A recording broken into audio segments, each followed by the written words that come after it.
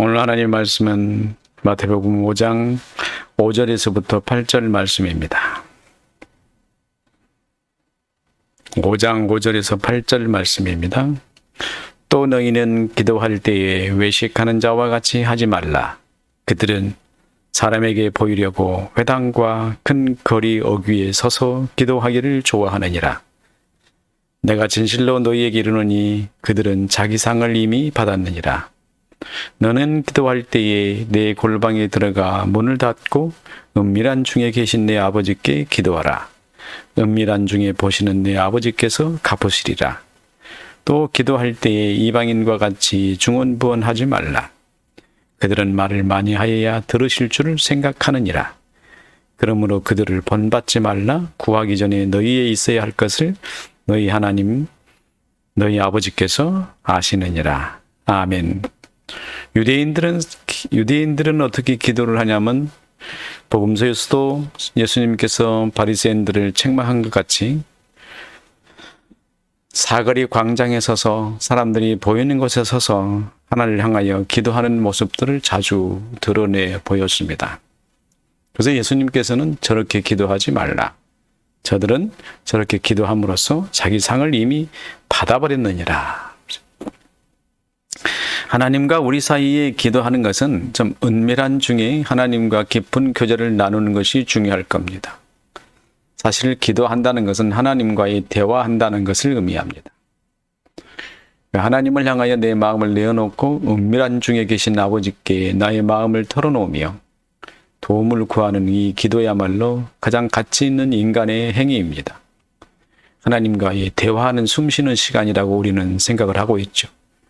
기도라는 말을 흔히 하는 말로 하나님과의 교통하는 시간, 소통하는 시간, 그리고 살아있는 신앙인이 숨을 쉬는 시간, 혹은 또 하나님과의 사이클을 맞춰서 소통함으로 인해서 응답을 받는 귀중한 시간이라고 말하는 사람이 있습니다. 우리는 알미니우스 사상을 비슷하게 닮은 저지 물로의 기도에 관해서 우리는 많이 배워온 적이 있습니다.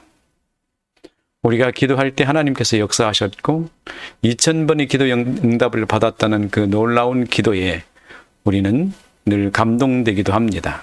그리고 인간적 감동이 우리에게 얼마나 우리를 감화시키는지 그의 기도문을 읽을 때마다 우리는 정말로 이렇게 마음에 따뜻한 사람처럼 하나님 앞에 다가가 기도하는 것이 중요하겠구나. 그리고 전심을 다해 하나님 앞에 기도하는 것이 얼마나 중요한 것인가 하는 것을 우리는 배우게 됩니다.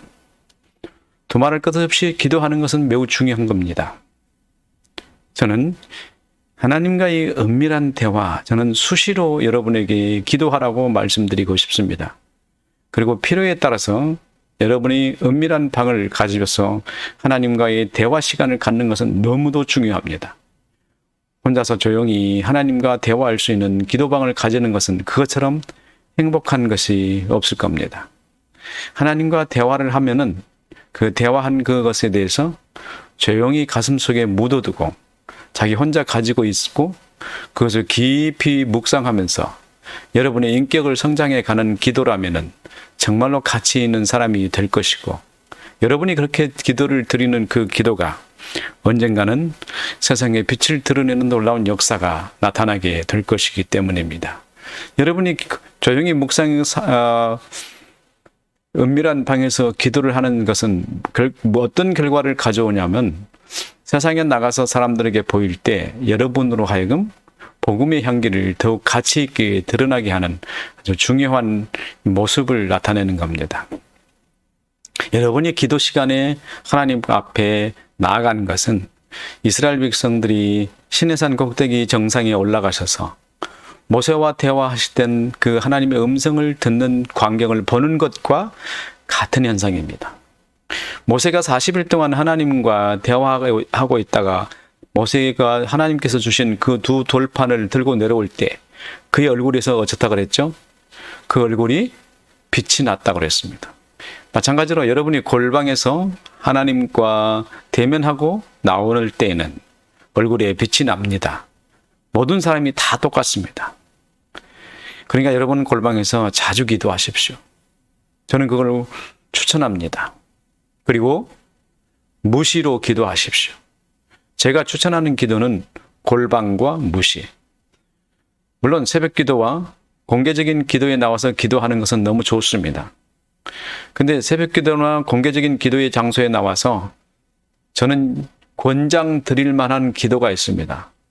마음을 내어놓고 주님 앞에 통회하며 기도하는 것은 좋지만 알아듣지 못하는 그런 말로는 기도하지 마십시오. 여러분이 하는 말이 하나님이 무슨 말인지 도무지 이해를 못합니다. 하나님께서 알아듣지 못한 기도를 1시간, 2시간 해보십시오. 하나도 힘이 들지 않습니다. 그래서 어떤 사람들은 기도를 자랑을 합니다. 나는 1시간 동안, 2시간 동안 기도를 했다고 하는 사람들을 종종 발견하게 됩니다. 저도 예전엔 그래 봤기 때문에요. 2시간, 4시간씩 기도를 하게 되면 뭔가 나는 하느님 앞에 기도했다라는 자긍심은 내게 드러나요. 자긍심이 결국은 나중에는 무엇으로 나타나냐면 교만으로 나타납니다. 신앙의 교만으로. 저는 그거를 드러내려면 차라리 기도하지 마십시오. 이렇게 말합니다. 기도하면 더욱 낮아진 사람이 됩니다. 반대가 돼요. 높이 올라간 사람은 아래로 내려갈 줄 아는 사람이 되는 겁니다. 높이 올라간 사람은 올라갈수록 그 범위는 높아지고 그리고 올라갈수록 그 위치는 더 어려워집니다. 더 위로 많이 올라가는 사람은 더 아래로 쉽게 내려갈 수가 있는 사람이에요. 내려갈 능력을 얻은 사람입니다. 그래서 깊은 곳까지 내려가고 가장 낮은 위치에 처할 줄도 아는 사람이 기도를 하는 사람입니다. 그런데 알아듣지 못하는 말과 교만한 말로 하나님 앞에 기도하는 사람은 올라가는 것이 아니라 떠드는 사람이 되어버립니다. 교만하고 또 자기의 기도를 자랑하며 하나님과 나와 함께 있었다는 그런 자긍심, 그 허위된 생각이 그를 사로잡아서 결국은 오만한 신앙의 모습을 드러내는 모습을 자주 보게 됩니다. 이 방송을 혹시 듣고 있는 분이라면은 알아듣지 못하는 말로 하나님 앞에 기도하는 오만을 버리십시오. 하나님 앞에 당신이 여러분 지성에 알고 있는 단어, 지성이 내어주는 그 말로 겸손히 말하십시오. 성령이 보내시는 복음의 사람의 정체성으로 말하는 그 기도를 말하십시오. 내 복음의 사람은 그런 말을 하지 않습니다. 결코. 그래서 그런 기도가 필요한 겁니다. 하나님과의 은밀한 대화, 하나님만 소통이 가능한 대화, 하나님과 소통하는 언어. 제가 이런 말을 자주 썼더니 또 어떤 사람은 하나님과 소통하는 언어는 방언이다 이렇게 말한 사람이 있는데 제가 그 말 아니라고 지금 앞에서 지금 세세하게 말씀을 드리고 있습니다. 우리가 사용하는 언어, 아버지, 어머니, 형님, 동생, 친구야, 이 말, 하나님, 주님, 나를 도와주십시오. 이 말, 이 진지한 여러분의 복음의 정체성이 쏟아내는 언어, 주님은 나의 하나님이십니다. 주는 그리스도시요 살아계신 하나님의 아들이시다라고 하나님이 말하게 하시는 그 말이 여러분에겐 중요한 겁니다.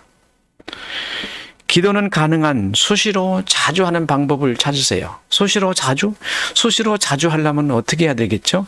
하나님과의 교감이 있는 사람이어야만 됩니다. 하나님과 교감이 있는 사람은 꼭 하나님의 말씀의 의식을 가진 사람이어야 됩니다.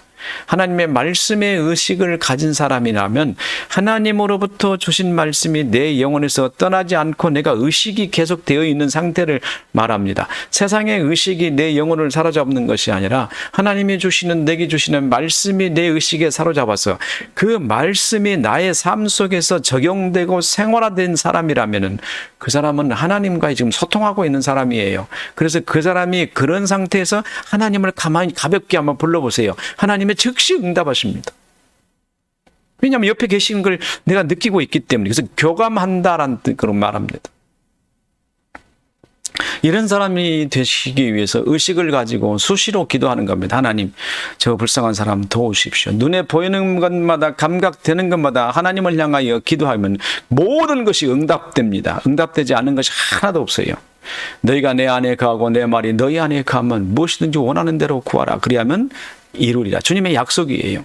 여러분의 말씀이 여러분의 지성 안에 새겨져 있고 그 말씀이 여러분을 의식하고 있다면은 구하십시오. 아버지여 내게 문을 열어 주십시오라고 하십시오. 아버지여 나를 불쌍히 여기셔서 나를 아브라함과 같이 되게 하옵소서라고 하십시오. 삶의 방향을 가르쳐 주시고 닫힌 문이 열릴 것이며 문제가 해결될 것이며 믿지 않은 그런 사람이 믿음으로 돌아오는 놀라운 역사가 나타날 것입니다. 아직 우리는 그렇게 하지 않았습니다. 어떤 식으로 많이 했냐면 미신적 신앙을 많이 가졌습니다. 이렇게도 해보고 저렇게 해보고 세상 온갖 사방팔방에서 일어나는 사건들을 다 치유책으로 찾아보려고 몸부림을 쳤습니다. 말씀이 여기 있었는데 우리는 돌아다니고 있었잖아요. 온갖 방법을 평생 동안 다 써봤는데 해결이 안 됐습니다. 60, 70, 80을 다 되도록. 이제는 7, 80이 내일 모레 다가왔는데도 그 인생의 문제를 해결하지 못하고 우리는 허우적거리고 있습니다. 왜 그럴까요? 주님을 만나지 못해서 그렇습니다. 주님 옆에 계시는데도 자꾸 내 영혼 지성이는 주님을 만나고 싶은 갈급한 마음을 있는데 그 갈급한 마음의 기본이 잘못되어 있어서 그래요. 기본이. 그 갈급한 마음의 기본은 복음이 어떤다고 그랬어요? 내 영혼의 지성에 찾아오는 것이 가장 기본입니다. 복음의 지식이 내 영혼에 찾아오시고 내 영혼에 성령께서 조명해 주심으로 인하여 그 복음을 경험하고 경험된 그 복음을 통해서 내가 예수 그리스도를 십자가에 못 박아 죽이는 그 사건이 나로 말미암아 경험되고 그 경험된 지식이 내 영혼에 새겨지게 되자 주님께서 나를 향하여 내 죄가 사하였나라고 용서하시고 그때부터 주님과 나와는 한 몸이 되는 겁니다. 그것으로부터 시작하는 거예요. 복음을 경험하는 삶으로부터 시작한단 말이에요. 근데 우리는 복음을 경험하는 삶을 살지 않았습니다. 어떻게 살았죠? 내가 예수를 믿으려고 했던 겁니다. 지금까지 도르트 신경에서 그렇게 많이 보았던 인간의 노력으로 우리가 얼마나 슬픈 일을 살고 있는지 모릅니다. 얼마나 고통스러운 인생을 살고 있는지 모릅니다. 하나님이 우리에게 원하시는 것은 복음을 경험하는 사람들이 되기를 원하는 겁니다. 그런데 놀랍게도 여러분들께 실망스러운 말은 아니겠지만 복음을 아무나 경험하는 것이 아니라는 거예요. 하나님이 선택하셨고 그 선택을 적용시키는 하나님의 선, 하나님이 보시기에 좋았더라에게만 적용이 된다는 거예요. 하나님이 보시기에 좋지 않은 사람에게는 적용이 안 된다는 겁니다. 본래 우리는 하나님 보시기에 좋지 않은 사람이었습니다. 그런데 알고 보니까 예수 그리스도께서 나를 택정하셨어요. 그래서 성령께서 나에게 복음을 적용시키시는 겁니다. 그러니까 이 이야기를 들을 때는 우리 힘으로는 아무것도 할 수 없구나. 내 마음에는 의지와 있지만은 그것이 내 뜻대로 되는 것이 아니구나. 하나님이여 나를 불쌍히 여기소서라고 주님 앞에 나가는 수많은 사람들이 인생의 문제를 해결하기 위해서 부르짖은 것처럼 소경이 주님을 향해서 부르짖은 것처럼 다윗의 자손 예수여 나를 불쌍히 여기소서라고 말하는 것처럼 불쌍히 여김을 받기 위해 주님 앞에 서본 사람이야만 됩니다. 그 사람이 지금 복음을 만날 수 있는 거 아니겠어요? 복음이 누구라 그랬죠? 예수 그리스도라 그랬어요. 그 사람이 예수 그리스도를 만나는 거 아니겠습니까? 예수 그리스도를 만나서 내 문제가 해결되는데 예수 그리스도를 해결했는데 성령은 내게 뭐라고 말씀하십니까? 예수를 죽여야 한다고 하는 거예요. 그래야 내 죄가 죽는다고 말하는 겁니다. 눈을 뜬 소경이 그 마음이 어떻겠습니까? 자기 앞에서 죽어가는 예수 그리스도를 바라보고 그 마음이 찢어지지 않겠습니까? 내 눈을 곧 뜨게 해주신 저분인데 로마 군병들이 때려 죽인다는 그 사실을 바라보고 있지 않겠습니까? 그걸 보고 그의 느낌이 어떻겠습니까? 견딜 수 없겠죠? 자신의 힘으로는 막을 수 없는 그 거대한 세력 앞에 알고 봤더니 보혜사 성령이 내게 임하고 보혜사 성령이 나와 함께 하시는 그 순간을 내가 알았더니 그 죽인 자가 로마 군병이 아니라 바로 자기 자신이라는 사실을 깨닫게 되는 겁니다. 내가 예수 죽이지 않으면 나와 아무 관계가 없구나. 그것을 깨닫게 되는 그 순간 우리는 율법적 행위로 복음을 적용시키고 믿음을 우리에게 적용시키려고 하는 오만한 생각을 얼마나 많이 가졌습니까? 정한 시간에 가서 기도를 해야 되고 그리고 또 교회 가서 하나님 앞에 기도해야 되고 또는 기도하는 장소가 우리에게는 필요하고 요구됐고 그랬지 않습니까? 하나님께서 제게 기도하는 장소를 주셨습니다. 저는 무릎 꿇지 않고 있어요. 내가 얼마나 큰 범죄를 저지른지 모릅니다. 그래서 저는 이렇게 합니다. 수시로 항상 주님이 내 의식 속에서 주님이 떠나지 마시옵소서. 사람들과 대화할 때도 주님 내 의식 속에서 떠나지 마시고, 많은 친구들과 이웃과 만날 때도 주님은 내 의식 속에서 떠나지 마시옵소서. 내가 위기와 환난과 어려움과 죽음 가운데 있을 때, 내가 죽임을 당하는 그 위기 가운데 있을 때 주님이 나를 떠나지 마셔서 나로 하여금 주님의 얼굴이 내 앞에 있게 하옵소서. 내가 십자가에 못 박아 죽으신 우리 주 예수 그리스도를 제가 그립고 제가 사랑합니다. 주님은 살아나셨고 내가 주님을 뵙고 싶습니다라는 그 떠나지 않은 의식이 그 주님과의 쉬지 않은 기도입니다. 쉬지 않은 소통이에요. 이런 소통 가운데 있을 때 주님은 쉬지 않고 말씀을 계속 보내시는 거예요. 이런 말 저런 말 나와 교제하면서 예수 그리스도에 관한 비밀들이 자꾸 열려지는 겁니다. 여러분에게 쏟아놓을 말이 너무 많아요. 수시로 하나님 앞에 무시로 기도하는 겁니다. 여러분의 의식이 주님을 향하여 열려져 있는 말씀 중심의 사고를 갖는 사람이 되는 것입니다. 말씀의 의식이 여러분을 떠나지 않으면 무시로 하나님과 대화가 가능하고, 이렇게 될 때 많은 은혜의 말씀을 여러분 귀에 듣게 되고, 여러분이 이 세상에서 얼마나 평화스럽고 안정된 삶을 살게 되는지 여러분은 느끼게 될 것입니다. 오늘 하루 삶 속에서도 여러분의 말씀의 의식이 떠나지 않고, 사단이 여러분에게 공격하라고 했는데 그 말이 여러분에게 적용되지 않아서 사탄이 괴로워하는 그런 삶을 사십시오. 사탄이 어찌할 방법을 찾지 못하고 그 말씀을 여러분에게 적용시키려고 수없이 방법을 여러분에게 찾아오지만, 여러분은 하나님을 향하여 눈이 고정되어 있기 때문에 사탄의 공격이 다 빗나가는, 사탄이 수만 발의 화살을 쏘아 올렸지만은 그 수만 발의 화살이 여러분에게 하나도 적용되지 않는다는 것을 여러분들은 믿으십시오. 여러분이 하나님을 말씀을 굳게 섰더니 악한 자가 대적하여 내게 다가와 일곱 길로 여러분에게 들어왔다가 한 길로 왔다가 일곱 길로 도망합니다. 반드시 이렇게 도망가면 할 수가 없어요. 악한 자의 괴계가 여러분에게 적용되지 않기 때문에요.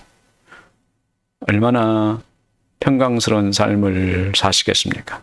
여러분 삶 속에 주님의 말씀과 의식이 여러분에게 가득 채워져 있어서, 직장에서는 최선을 다하는 사람, 가정에서는 사랑이 넘치고 하나님께 영광을 돌리는 아름다운 사람으로, 가장이면 가장으로, 또 아내면 아내로, 자녀들이면 자녀들로 하나님의 영광이 드러나는 그런 삶을 사는 것이 기도의 삶입니다.